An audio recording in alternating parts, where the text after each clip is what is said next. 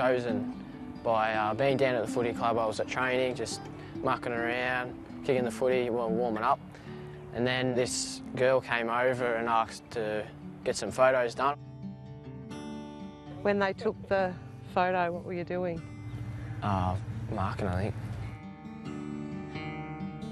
They mainly just called me Silo Boy or Pretty Boy or something like that on the footy field. The local girls that are from here, they think it's good to have one of their friends up there. Dad loves it. Mum and Nana and the rest of the family, they all think it's good to see a young Wiedemann up there. Oh, I guess it's exciting. It brings a bit of population to the town and tourists as well. Here, boy. Come on. I always help out Dad and all that, mainly in the harvest and then through the sowing season. I'd like to see myself as a diesel mechanic, but yeah, and then probably maybe come on the farm. I'll play here probably for most of my life. I love the club, so yeah, we'll see how it goes. At least when we come into football all the time, we'll be able to see it as we come down the road. Yep. And you'll be right there. Yep. Looking at us and keeping an eye on the town.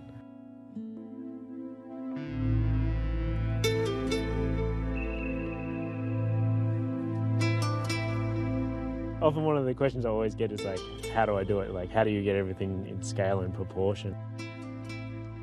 I worked out a new technique where I just take a lot of the elements of the existing wall and overlay that on a computer, and then that gives me my scale. I have a picture of whatever I'm painting often just on my phone or on an iPad. You can zoom right in to get all the detail, and I don't actually need to step back into like the last 10–15%. They look like they belong here. That Yeah. looks like it so belongs here. And try and make the painting look like it's almost, sculpted from the wall itself, just to kind of reflect the nature of the existing wall and not to change the environment too much. Jeff and Marilyn were chosen after talking to the community here, and the son works the farm that Jeff's overlooking now, and so he can actually see his dad keeping an eye on him as he's driving the tractor in the field there, which is pretty awesome. Almost ended up out here for about a month, and it was one of those, when you first arrive here, you think there's nothing out here, there's no shops or nothing, and what do people do here? And then as you start to discover and talk to people, and there's a lot of real hidden beauty out here. What do you find is the most difficult feature of the face to paint? Everyone thinks it's the eyes or something like that, but it's actually, from the eyes down to the jaw, because to do a gradient, a smooth area from there to there over 2 or 3 stories is actually quite hard when you're using, essentially a tiny brush. If these start to decay and crack over 20, 30 years, there'll still be this ghostly beauty to them. I think works like this will fade really beautifully.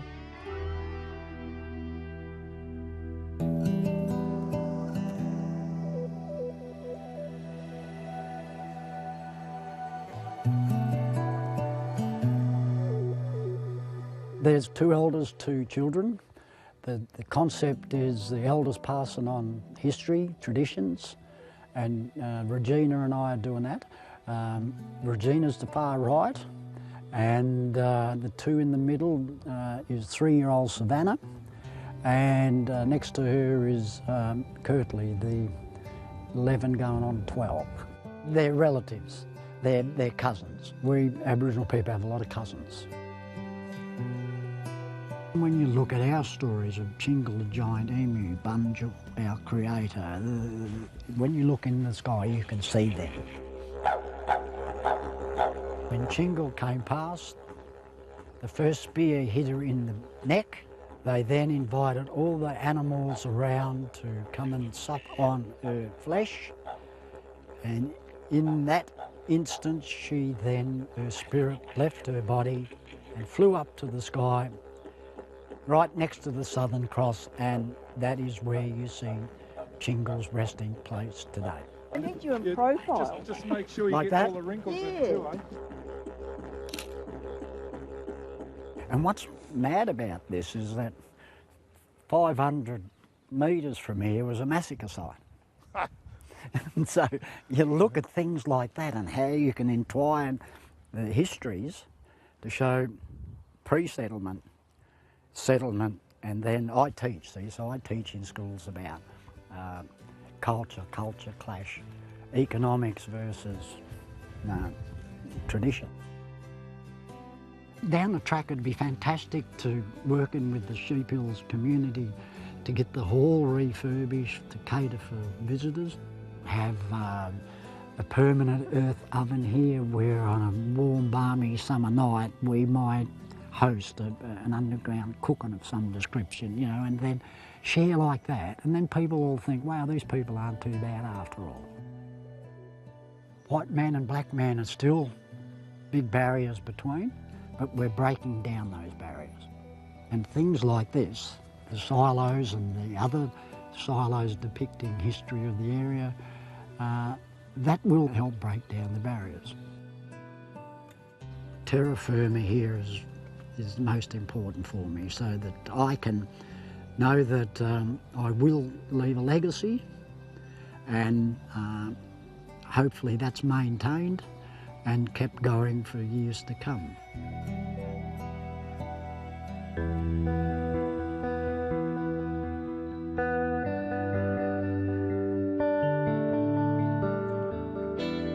I'm not so much representing individual people as symbols of the Mallee. I wanted to represent that relationship between horseman and horse in a really gentle, loving way, but also show a side of Australian masculinity that I think I want to celebrate. I work from my own paintings. I came up here, took photos of a few things, you know, made sure I got the right kind of details. I wanted the right breed of sheep. I ended up projecting it, which I haven't done before. It relies on technology and also means I have to do it at night. And now I'm literally colouring in. It's just house paint. It's exterior acrylic water-based paint. It's the same as painting a house, just bigger and in a picture. How many people live in Rosebery? Is it a big town? Oh, roughly about 9, yeah. I've been here for 19 years and struggling the whole time.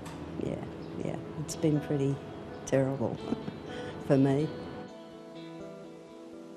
Since the silo trail started, I've had over 2,000 people that have came in. I've been keeping a count. These are decommissioned silos that we're using. For me,